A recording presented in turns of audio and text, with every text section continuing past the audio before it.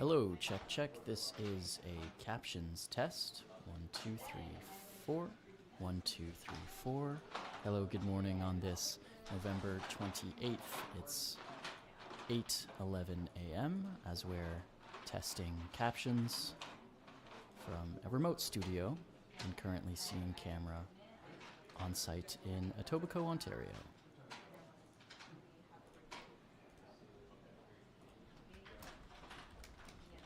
Yeah, so you're starting things off. Once you're done, you could just step to the side, like here, I guess. Okay. And then just. And I'm just soloing my audio now. Test 1, 2 for a quick captions test across French and English. And then I will switch back to the hold slide. Test 1, 2, 3, 4, 5, 6.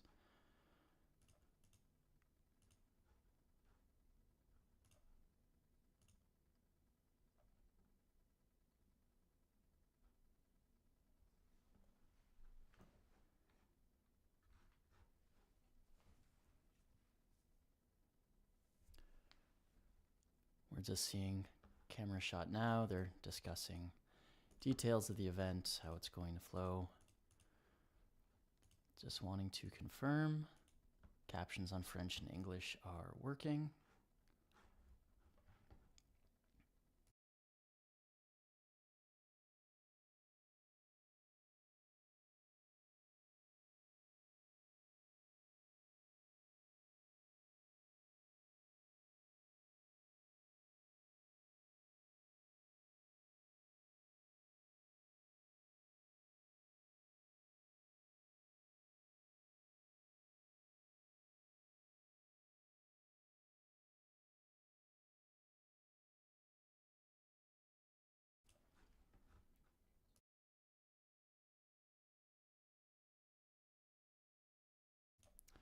Okay, we'll try this one more time. This is another captions test. Check 1, 2. It is 8:13, about 17 minutes to show.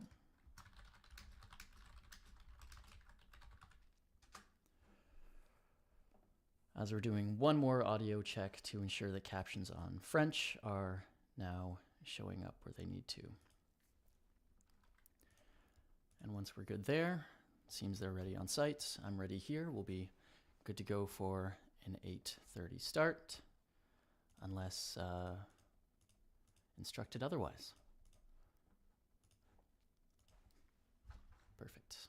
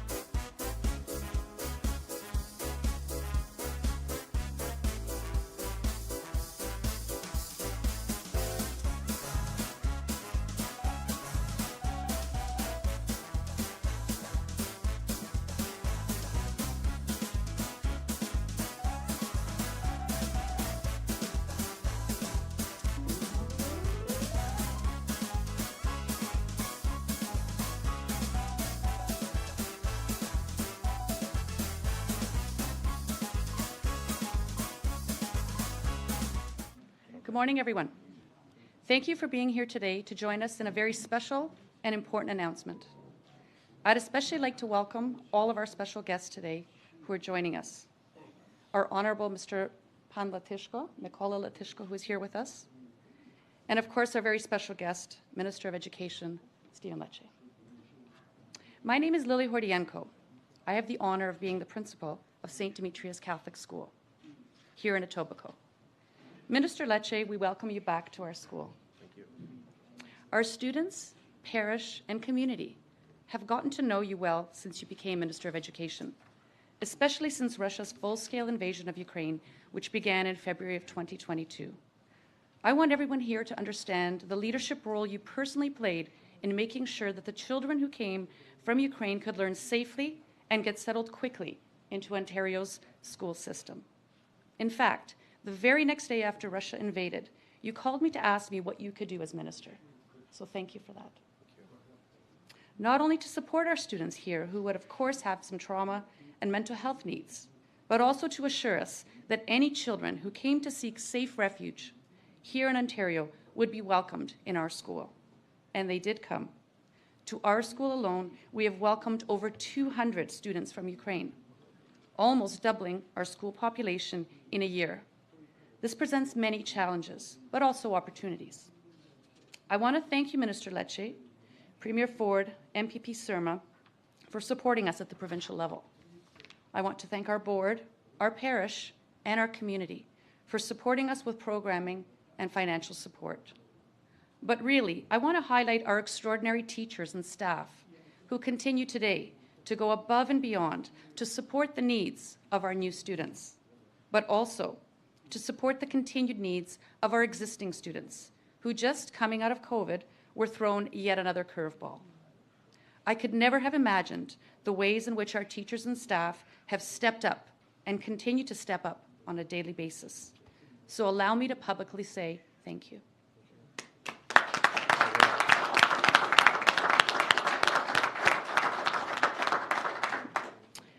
Every day, my heart is overwhelmed with gratitude for our amazing, generous teachers and staff. But today, we're here to hear from you, Minister Lecce, about a significant announcement that you will have a lasting impact not only on our Ukrainian community, but also on all students in Ontario. As an educator, I can tell you that outside of the Ukrainian community, not too many people know about the Holodomor, one of the biggest genocides of mankind that happened 90 years ago in Ukraine. One of the lessons coming out of the Holocaust, the talk is never again. With the Holodomor, a genocide against Ukraine, never again is indeed happening again. To all of you, thank you. Thank you for being here, and thank you for all that you do to work for our community. And now I would like to turn the mic over to our trustee, Marcus de Domenico, for a few words.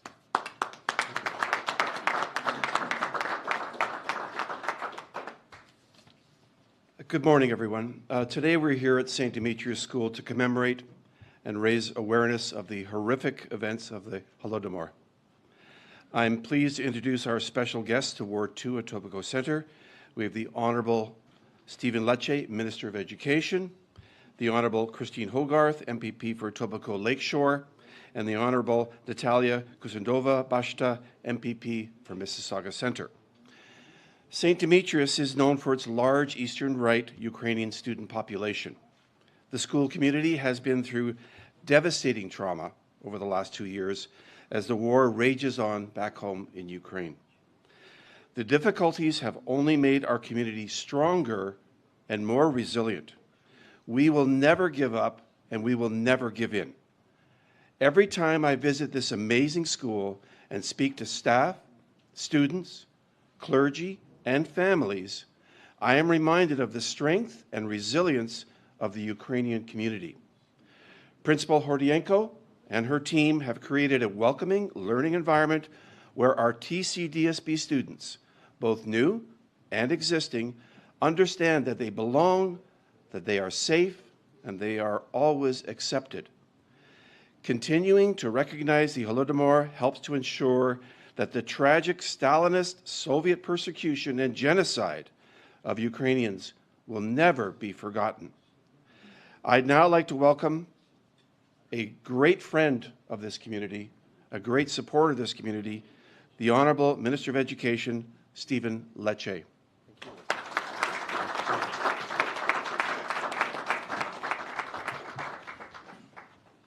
Well, thank you so much, Marcus. I appreciate the welcome. I want to give a warm shout out to my parliamentary colleagues, Natalia Kusendova-Bakshi, who's with us, as well as Christine Hogarth. All of us are so committed to the cause of remembrance. And I want to thank our amazing principal here at St. Demetrius, Lily. Thank you for not just your leadership at this school, but your leadership in the country on behalf of free people, the Ukrainian families, and the kids who have come to this community, come to this school with open arms. And this reminds me of why I'm proud to be a Canadian. The fact that people facing some of the greatest difficulty in war and division can seek refuge in this amazing country, and that we have staff who went above and beyond every single day. I've been here many times. I know this library very well. And having seen these kids in the first days upon their arrival to Canada fleeing war, the darkness and despair, the sense of sadness that often their fathers or some of their parents may have been back home in the fight for freedom. To see these kids smile again, to see them have hope, to have love, to have safety and freedom is honestly, it is our why as parliamentarians. It's to give that type of opportunity and dignity to these kids. So thank you for all that you do, for your teachers, your staff, the parents, the volunteers. This is a beautiful community, and I'm very proud to be a part of it today.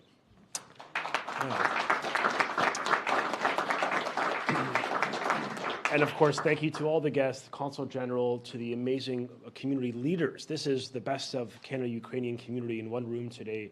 Wonderful people who've dedicated their lives to the advancement of our values of democracy and freedom. And we're here on the 90th anniversary of the Holodomor, and we pay tribute to the millions of people who died by starvation due to the hands of an extreme, brutal ideology of communism under the administration of dictator Joseph Stalin. This terror famine against the Ukrainian people was an act of genocide, and it is our duty as Canadians to ensure we remember it. And as our principal said, I'm not sure, and I would agree, that many non-Ukrainians truly understand the scale of barbarity that took place against Ukrainian people, free people, children, innocent lives that simply wanted to carry on with the sense of opportunity that we have in this country. It was a deliberate act caused by the brutal collectivization of private farms and the extreme Marxist-Leninist ideology of Soviet dictator Joseph Stalin. And we know that millions of people, 7 million people, perished at the hands of extremism, at communism, because the world was ill-prepared to act. We must learn, I think, today that we cannot be bystanders when we see evil take place. We cannot allow this type of destruction to human dignity. And we have an obligation as citizens of the world, and yes, as citizens of this country, to stand up, to speak up, and to denounce this form of evil that truly took place then and carries on today in the ongoing illegal war in Ukraine by the current dictator of Russia, Vladimir Putin. And so, thankfully, this once, quote, mighty evil empire collapsed over 30 years ago, and we know that Marxist-Leninism, communism, has been discarded and discredited throughout the world. But today we have an obligation to stand up for our values. As Canadians, the values that unite us for freedom, for democracy, for human rights and human dignity for every single person. That is the moral obligation we have as free people living in the best country on earth. And so to stand up for our values in the denouncement of barbarity, to stand up for democracy and to educate young people on the perils of communism and extreme ideology that undermines the human dignity of every single person. Today, I am very proud to announce that Ontario will mandate, for the first time in our country's history, mandatory learning on the Holodomor within Ontario's curriculum, so that all kids learn from history to never be bystanders in the face of evil.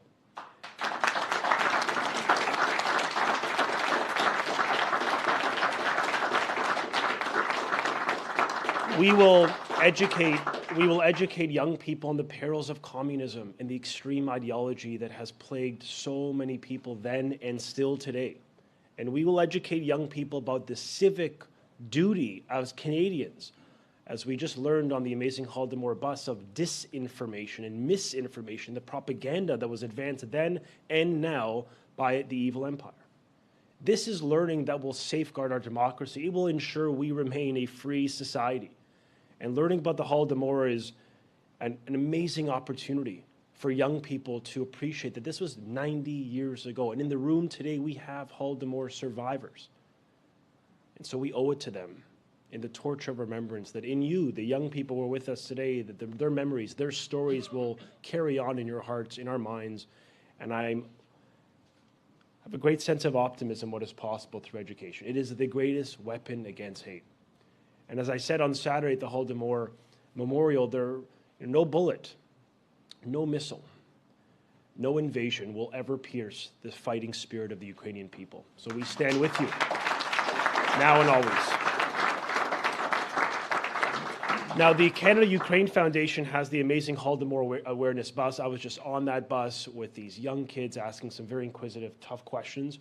And I want to say that this bus is providing knowledge and education for thousands of kids. And our government is proud today to announce a $400,000 investment to continue to ensure that bus gets into the most remote parts of Ontario so that all kids, particularly non-Ukrainian kids, learn about the Holodomor in an interactive way, in an age-appropriate way that instills values that unite us, that strengthens our democratic norms, that helps young people understand that they too, on an individual basis, every young kid could play a role against evil, against bullying, and against division and hate.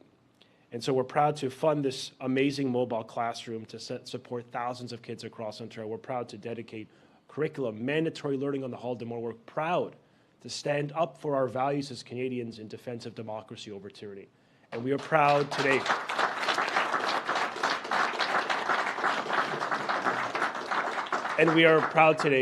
to reaffirm our commitments to a free Ukraine, a Ukraine where their sovereignty and your security and your future is entirely in your hands. And so we stand with you now and always for freedom to prevail.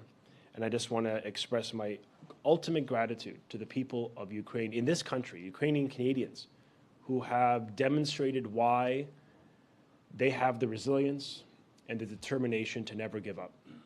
So, Slava Ukraini. Thank you so much. I now have the distinct honor of introducing Victor Hedmachuk, who is the chair of the Canada-Ukrainian Foundation and someone who has dedicated his life to the remembrance on Holodomor. Thank you, sir, for your leadership.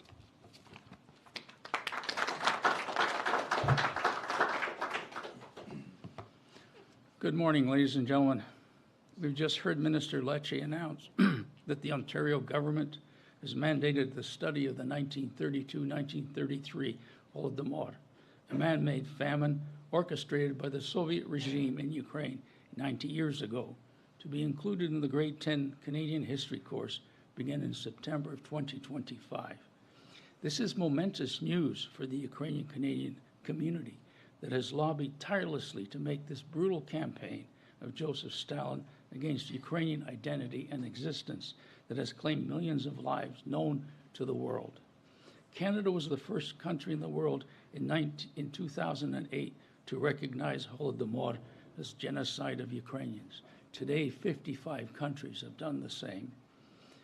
It is our belief that the curriculum will ensure that our youth will learn about the adverse consequences of extreme political ideologies like those of totalitarian communist regimes. On behalf of the Canada-Ukraine Foundation, I am deeply grateful to the Government of Ontario for announcing $400,000 in support of the continuation of the Holodomor National Awareness Tour and the Holodomor Mobile Classroom, which will reinforce the curriculum. Since 2014, the bus has gone from Vancouver Island to Newfoundland. We have had 70,000 people come through the bus, and we've lectured to 500 schools. It has been a real journey, and it will now be able to continue on because of the generous donation from the government. So today's announcement ensures that students will learn about the concealed unknown chapter in Ukrainian history, and that they will continue to embrace and value democracy, freedom, human rights, and the rule of law that Canada holds in highest regard. Thank you.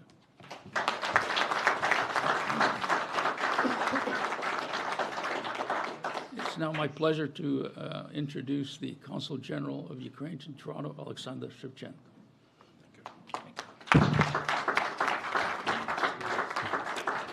Honorable Minister Stephen Lecce, Honorable MPPs Christine Hogarth and Natalia Kusindova,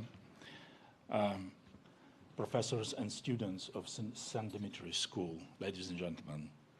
These days, the last decade of November, is special for Ukrainians all across the world as we honor the memory of millions of innocent victims of Holodomor who were starved to death by Kremlin's regime. Through the Great Famine, masterminded and executed by Kremlin, the Stalin's regime intended to punish and to oppress Ukrainians who didn't accept the Bolsheviks' rule, who didn't accept the Soviets' collective farms, and who wanted to work on their land, to cultivate this land, and who wanted to preserve their language, their faith, their culture, and their identity. Children, women, elderly men, tortured by artificially created famine, were dying in huge numbers daily. For decades, the truth about this horrible crime against Ukrainian people was shamefully silenced. In times when the words famine and the Holodomor were prohibited, mentioned by Soviet system, Ukrainians in Canada were keeping memories about this horrible period in the history of Ukraine. Through numerous publications, books, and scientific researches, they were telling the truth to the Canadian society and to the whole world. Ukrainians of Canada erected monuments in Alberta, Manitoba, and here in Toronto as a reminder to all of us about this horrible Ukrainian tragedy. They launched the Holodomor Awareness Tour. As we remember, Canada officially recognized Holodomor as a genocide of the Ukrainian people in 2008. This decision was followed by the Parliament of Ontario resolution in April 2009, recognizing the Holodomor as an act of genocide and provided for the declaration of Holodomor Memorial Day on the fourth Saturday in November, in each year in the province of Ontario. We are grateful to Canada and the province of Ontario for that. Today we are honored and privileged to be the witness of yet another historic decision by the government of the province, ensuring mandatory teaching of the Holodomor during Holodomor Awareness Week. For the first time in Ontario history, and in the history of Canada, I think, and renewal of funding for the Holodomor Awareness Tour. It gives us hope that the memory of the Holodomor will not fade and will be carefully passed on to the next generations. A big thank you, Ontario, for that from Ukrainians. Glory to Ukraine, glory to Canada. Thank you.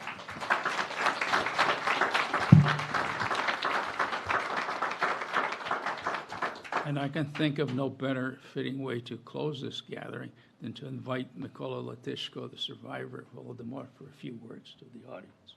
Proszę pana Mykola.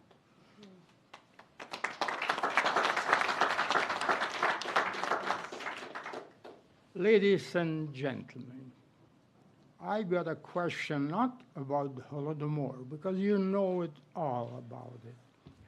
I've survived, but millions did not.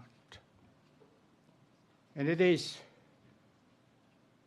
at this time that the Canadians of Ukrainian background commemorate all those millions.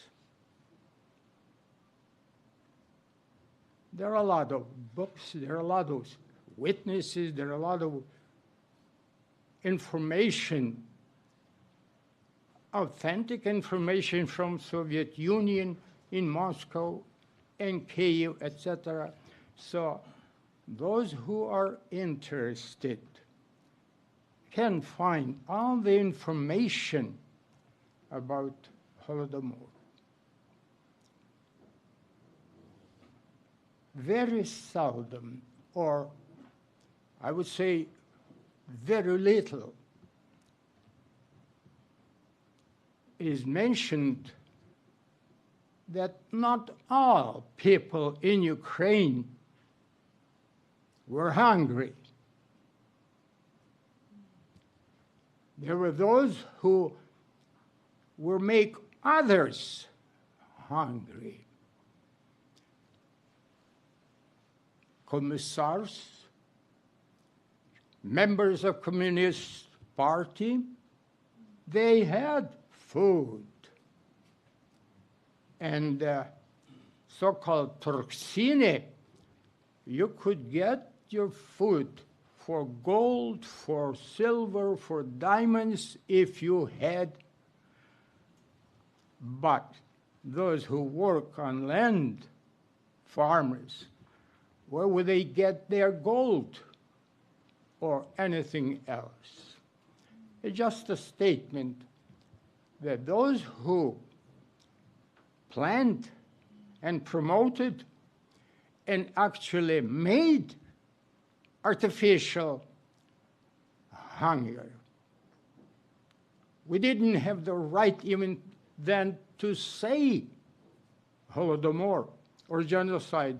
There were no such words.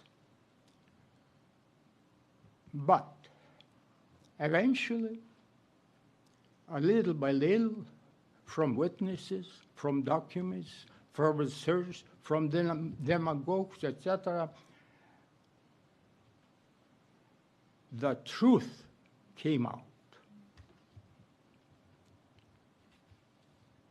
But my question is closer to home. Education minister that we had, we met before, so I know it. Nowadays, everything is online. Education is online. Medication is online. Banks are online.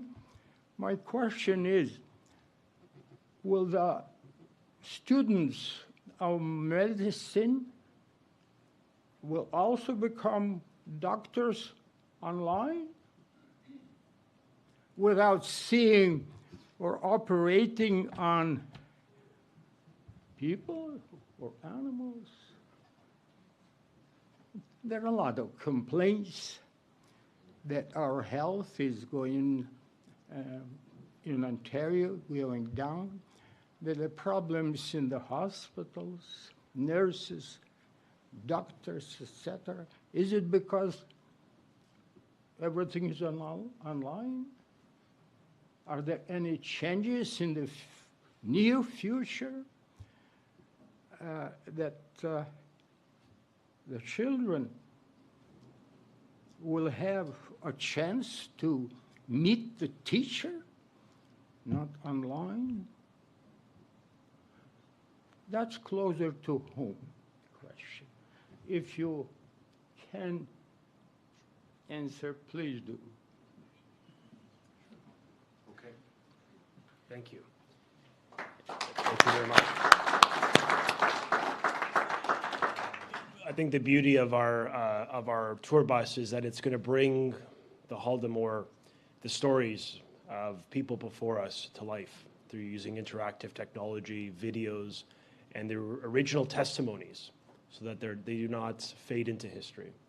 And I think in person, online, every means possible to educate, to inspire young people to be part of change, to be a force for good, to stand up against evil is our legacy to the victims of the Holodomor. So thank you so much, sir, for your leadership and for inspiring us all today. We really appreciate what you do.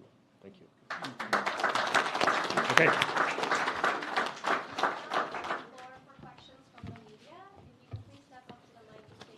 Your outlet, just a reminder, it's one question, one follow-up for question. Good morning. Hi, good morning, Minister. Thanks for taking our questions. Sinead Dougal with the Trillium. My questions today are about childcare projects that have been approved for schools in various boards, some several years ago, that haven't been built yet.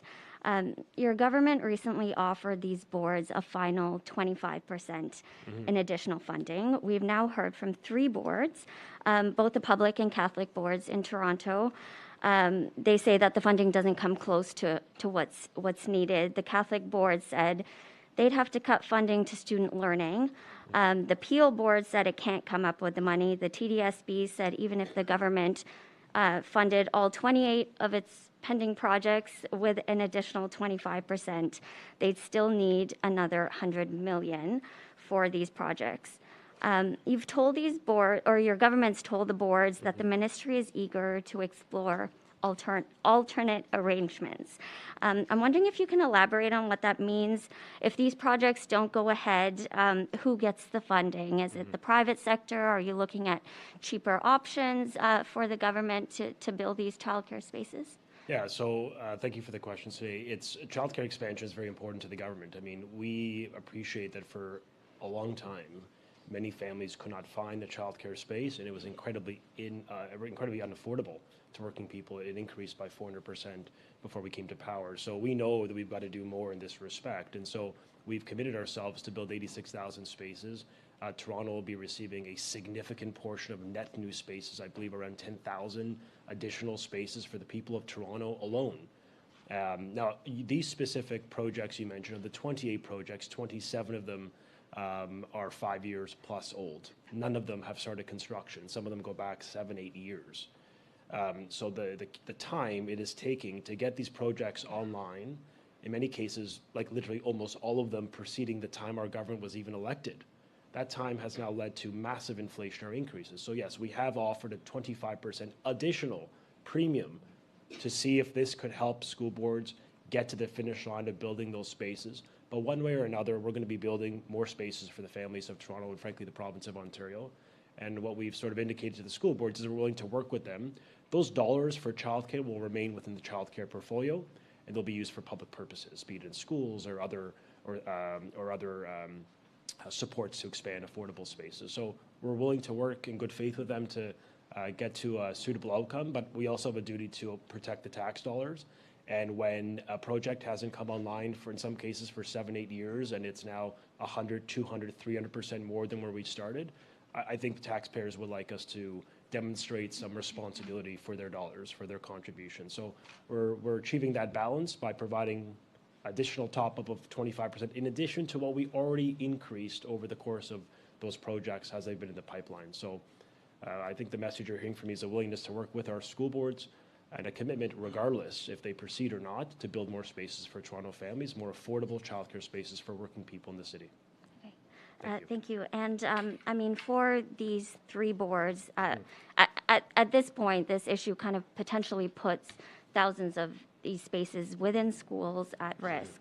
So I'm just wondering, I mean, what do you say to these communities that essentially just want to see these spaces built in their schools and don't really get why the government isn't putting more funding into them just to get them built? Well, we're actually building 10,000 new spaces within schools, childcare spaces within schools. We're on track to doing that. That's been a wonderful expansion. It makes it a bit easier for a parent to drop off their children in a co-located facility like elementary school. They drop off their kid in elementary school, maybe one of the younger child in child care. So that co-location has been a strength. We're building many schools in Ontario. Beyond these 28, there are literally hundreds that have approval to build childcare expansion since 2018. We're going to keep doing that to make life affordable. But at the end of the day, if we can increase spaces in their community, it may be at the plaza across the street from St. Demetrius or in St. Demetrius, but as long as we're adding affordable capacity to communities to reduce the wait list and help parents get access to affordable childcare, I think we are achieving our objective, and we're doing so in a fiscally responsible manner. Thank you.